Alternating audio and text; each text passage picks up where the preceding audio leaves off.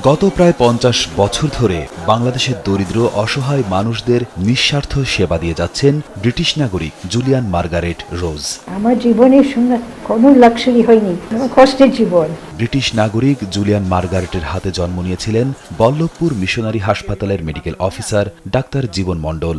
বর্তমানে সেই জুলিয়ান মার্গারেটের সাথেই কাজ করছেন তিনি। ফরসেপ ডেলিভারির মাধ্যমে আমি জন্মগ্রহণ করি।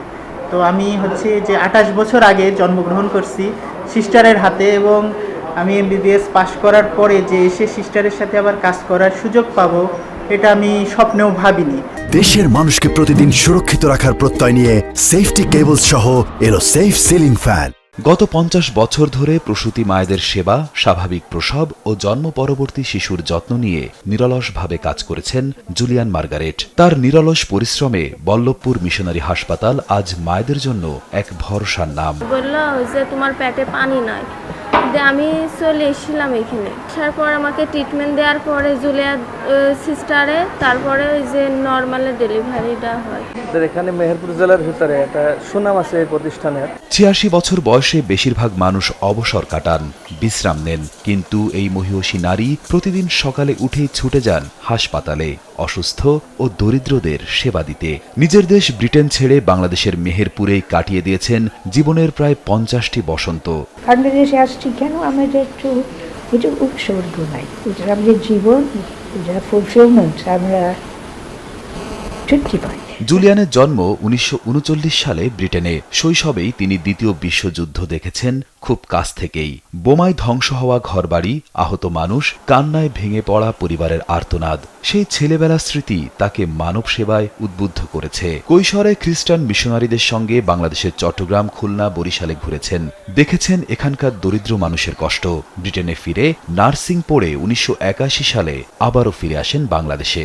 ১৯৯৬ সাল থেকে মেহেরপুরের মুজিবনগর উপজেলার বল্লভপুর মিশনারি হাসপাতালে হয়ে উঠেছে তার সংসার। এখানে তিনি গড়ে তুলেছেন একটি বৃদ্ধাশ্রম, যেখানে আশ্রয় পেয়েছেন ২০ জন অসহায় বৃদ্ধ মানুষ। এলাকার মানুষ তাই তাকে ডাকে মানবতার মা কিংবা মাদার তেরেসা বলে। এই সিস্টারের হাতেই আমার জন্ম হয়েছে। আমরা মনে করি থাকি আমাদের এই অঞ্চলের তিনিই হচ্ছেন সেই মাদার তেরেসা, যার জীবনে কোনো বিলাসিতা নাই, শুধু মানুষ সেবায় উনি সময় কাটান। এবং অনেক সময় দেখা যায় যে আমাদের গির্জার সময় হয়ে গেছে, উনি ওই যদি রুগী থাকে তাকে সেবা শুশ্রূষা না করে উনি গির্জায় যান। জুলিয়া সিস্টারের কাছে এসেছি এই কারণের জন্য, সেবা অনেক ভালো পায়, তারপরে টাকা পয়সার অনেক ছাড় দেয়, এই জন্য আমরা সরকারের ছেড়ে এখানে এসেছি। বল্লভপুর মিশনারি হাসপাতালে দেশের বিভিন্ন প্রান্তের মেয়েরা এসে নার্সিং প্রশিক্ষণ নেন। শেষ বয়সে জুলিয়ান তৈরি করে যাচ্ছেন আগামী প্রজন্মের সেবিকাদের।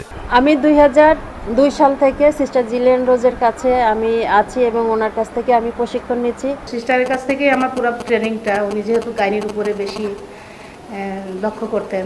এত কিছু করার পরেও জুলিয়ান এখনো বাংলাদেশের নাগরিক নন। ব্রিটিশ পাসপোর্টধারী এই নারীকে বারবার ভিসার মেয়াদ বাড়াতে দৌড়াতে হয় সরকারি দফতরে দফতরে।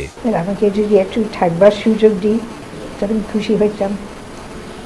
আমার অনেক পরিচিত মানুষের সিটিজেনশিপ হয়েছে, আমি পাইনি, পাইলে খুশি হইতাম। ২০২৫ সালের সেপ্টেম্বরে মেহেরপুরের তৎকালীন জেলা প্রশাসক স্বরাষ্ট্র মন্ত্রণালয়ে চিঠি দিয়ে জুলিয়ানকে নাগরিকত্ব দেওয়ার অনুরোধ জানালেও কোনো সাড়া মেলেনি। কিছু ছেড়ে দিতে হয় না, বরং আমার পেয়ে যায়। এ বিষয়ে মুজিবনগর উপজেলা নির্বাহী কর্মকর্তা সাইফুল হুদার সঙ্গে যোগাযোগ করা হলে তিনি কোনো প্রকার মন্তব্য করতে অপারগতা জানিয়ে জেলা প্রশাসকের সঙ্গে কথা বলার পরামর্শ দেন। কিন্তু বর্তমান জেলা প্রশাসক ডক্টর সৈয়দ এনামুল কবিরের সঙ্গে যোগাযোগের চেষ্টা করেও সাড়া মেলেনি। ৮৬ বছরের এই নারীর একটাই স্বপ্ন, বাংলাদেশের নাগরিকত্ব পাওয়াই এখন তার একমাত্র প্রত্যাশা। রিয়াদ হোসেন, কালবেলা।